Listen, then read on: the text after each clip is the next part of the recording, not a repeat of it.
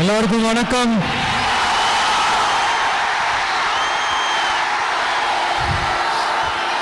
நான் பேசுறது கேக்குதா?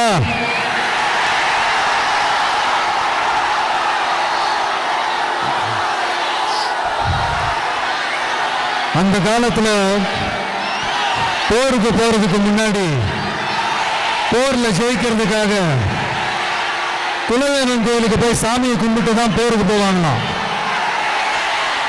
அந்த மாதிரி அடுத்த வருஷம் நடக்க போற ஜனநாயக போருக்கு தயாராகிறதுக்கு முன்னாடி நம்ம மக்களை உங்க எல்லாரையும் பார்த்துட்டு போலான்னு வந்திருக்கிறேன்.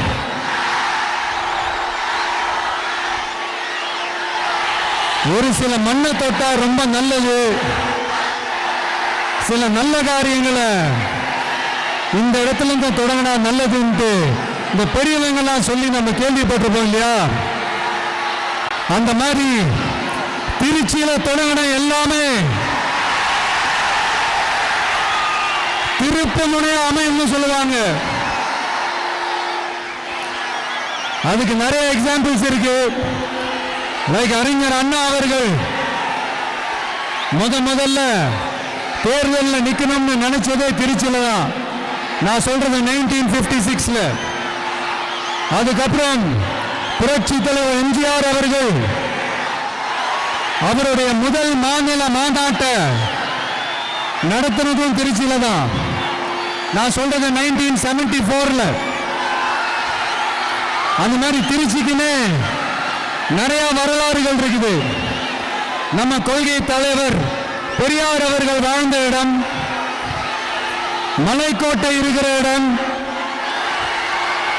கல்விக்கு பேர் போன இடம், மதச்சார்பின்மைக்கும் மத நல்லிணக்கத்திற்கும் பெயர் பெற்ற இடம், கொள்கை உள்ள மண் இது.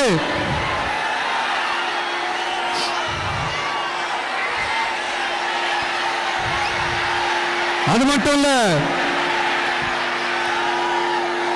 இன்னைக்கு உங்க எல்லாரையும் பார்க்கும்போது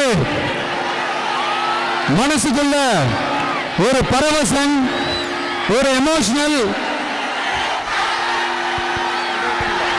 ஹலோ ஹலோ ஹலோ ஹலோ